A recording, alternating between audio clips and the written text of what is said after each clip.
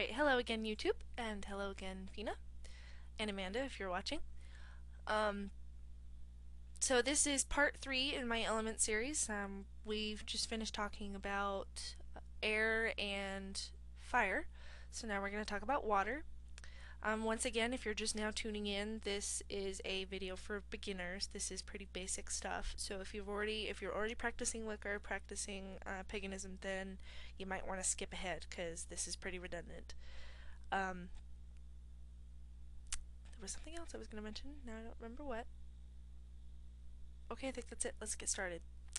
So the symbol for water is this symbol here. It's an upside down triangle. And the color associated with water would be blue, obviously. So water represents emotions, absorption, subconscious, purification, eternal movement, wisdom, the soul, emotional aspects of love and femininity.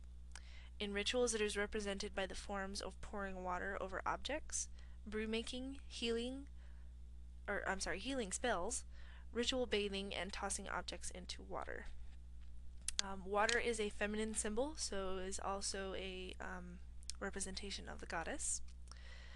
It is associated with the cardinal point west, so on your altar you would place your representations of water, your chalice, your cauldron, over on the west side of your altar.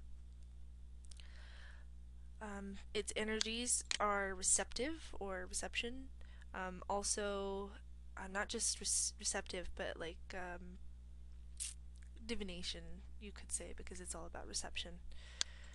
Some of the symbols of nature you might notice would be oceans, rivers, shells, spring, lakes, wells, rain, fog, and cups. Some of the goddesses associated with water would be Aphrodite, Isis, yeah. I'm not sure how to pronounce that one. It looks like Marianne, but I don't know, that seems kind of like a strange name for a goddess, so Mariani, I'm not sure. Mari, Tiamat, and Yamaha.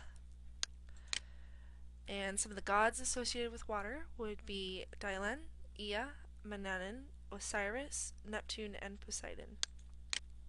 The point on the pentagram that represents Earth would be the upper right, as indicated here.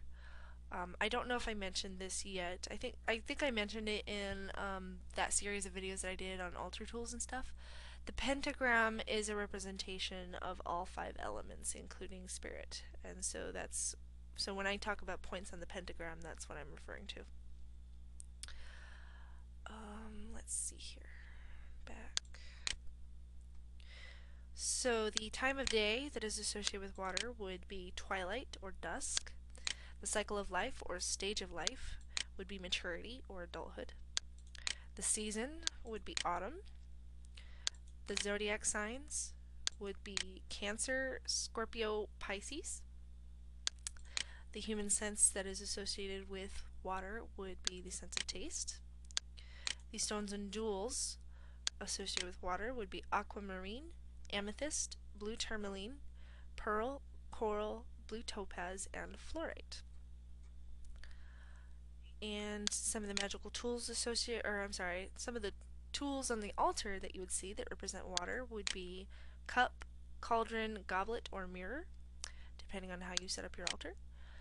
The metals associated with air or water would be mercury, silver, or copper.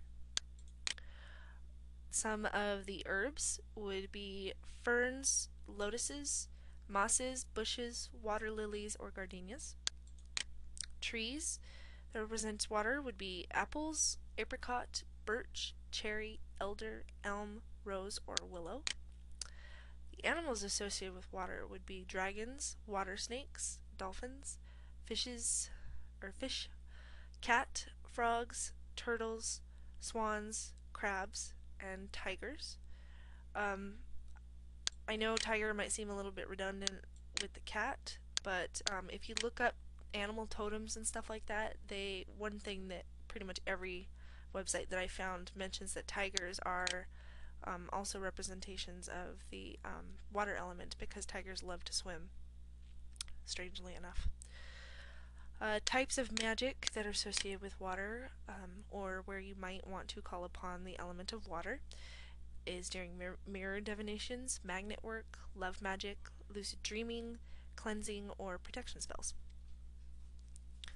And coincidentally enough, I happen to be a Pisces, and my birthstone is amethyst. And on the Chinese zodiac, I am a tiger.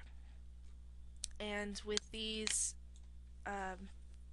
flowers and trees, these all happen to be some of my favorite plants and trees.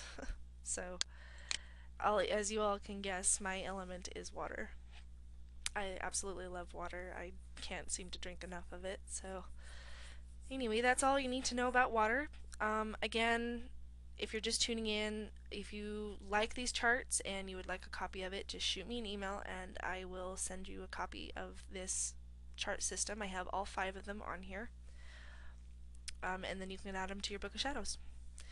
Until then, keep your eyes tuned and we will talk about Earth next. Talk to you guys later.